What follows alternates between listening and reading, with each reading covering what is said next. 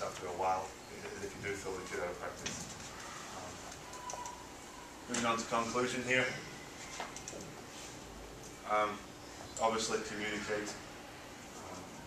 Biggest part of, I think, team management. Whether that's you communicating 100% of the time, whether that's your parent or administrator communicating on a weekly basis to your whole team.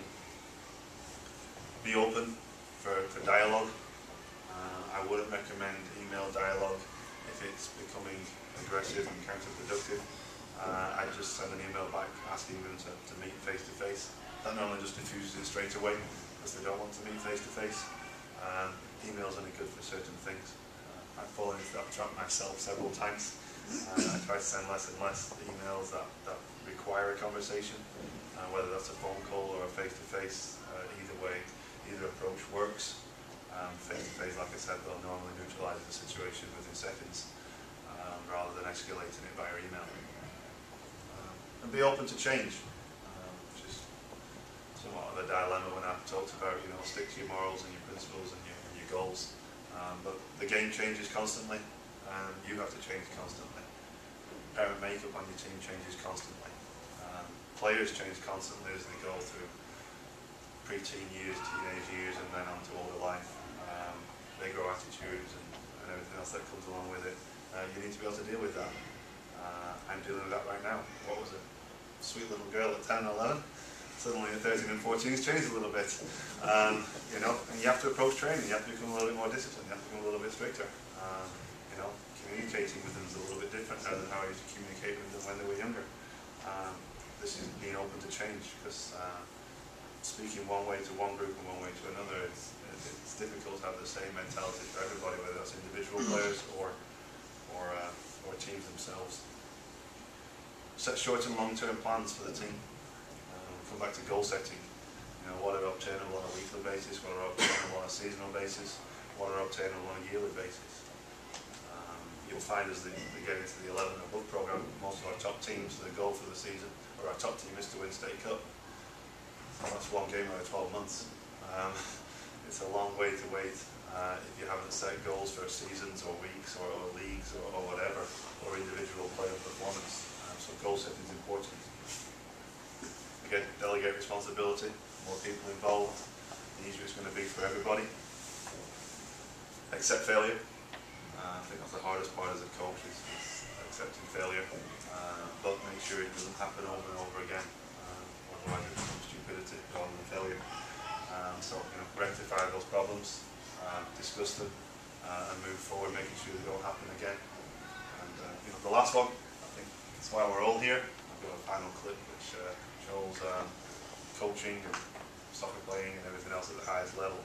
But I think the biggest thing your kids feed off, the biggest things your parents feed off, is your enthusiasm when you get out of the car, walk to the facility, put down your cones, your pennies or whatever, and I normally leave more tired than anybody else in the field. I'm passionate about the game. I hope it comes out within practice and within games, and I think your kids feed off it as well. Our worst coaches are the ones that struggle to get out of the car. I basically have to help them to the soccer field, put down the cones for them, and they wonder why the kids aren't motivated. They wonder why they're late when the coach is late. It's a domino effect again, and they're early. Some people can't get there early, they're on time. But if you're late, how do you expect your players to be there on time? So I think passion, having fun, and your enthusiasm go a long way to the success and development of your kids. I think it's our last clip here. And you can hear this one.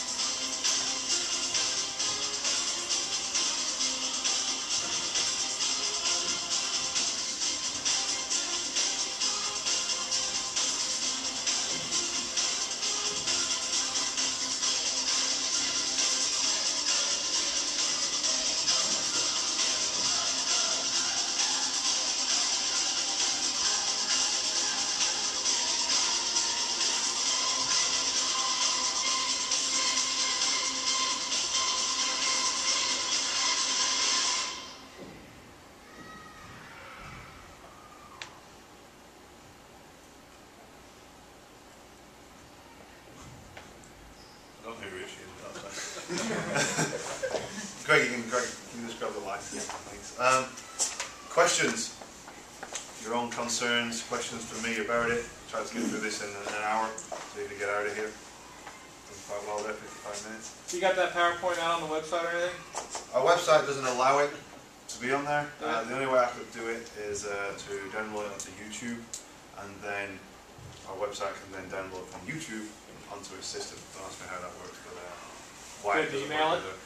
Now I can email this system, but you will not get the video.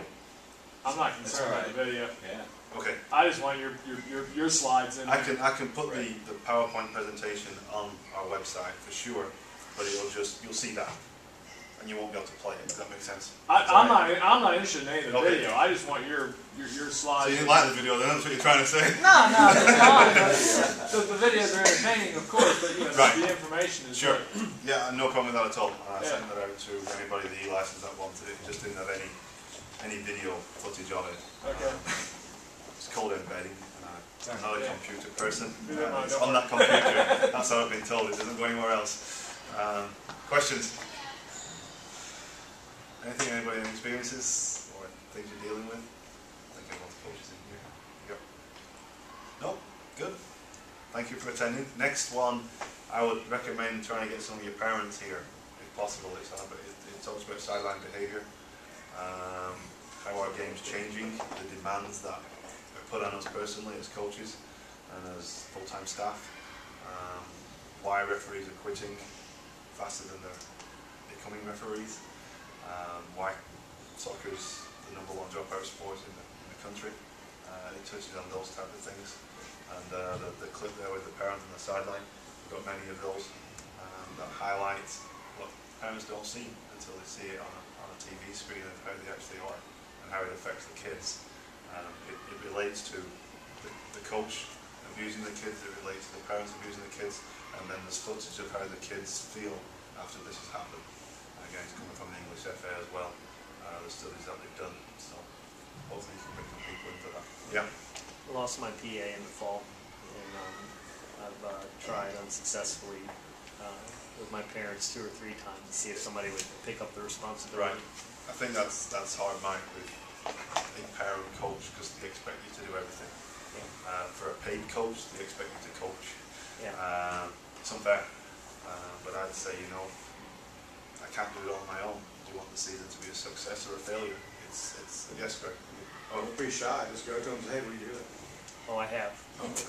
Yeah, I haven't been shy about that. I think that's where, Get you down know, the list. Robbie and myself, Derek, who runs our age group, you know, steps in and says, you know, Mike can't do it on his own.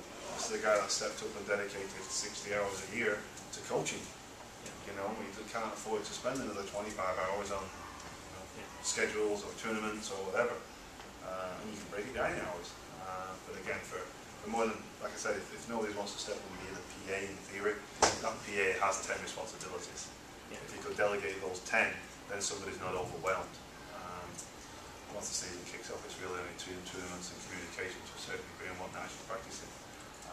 But like I said, by delegating those responsibilities, I have one guy that does it, somebody else does the tournaments and the snacks. But he does the majority of it, but I have other teams that out of 15 players, 15 parents have responsibilities within that team. So that may be a way of breaking it down so they don't get overwhelmed. Because I've seen them meeting up at a net house with a PA and she comes out with a brochure like this and hands it to them and say, don't panic, there's not much to do, you can't even carry the document. No, that's overbearing. You could cut that piece of paper into about 20 pieces, it becomes easy. Good advice. Your problem is you're too organized.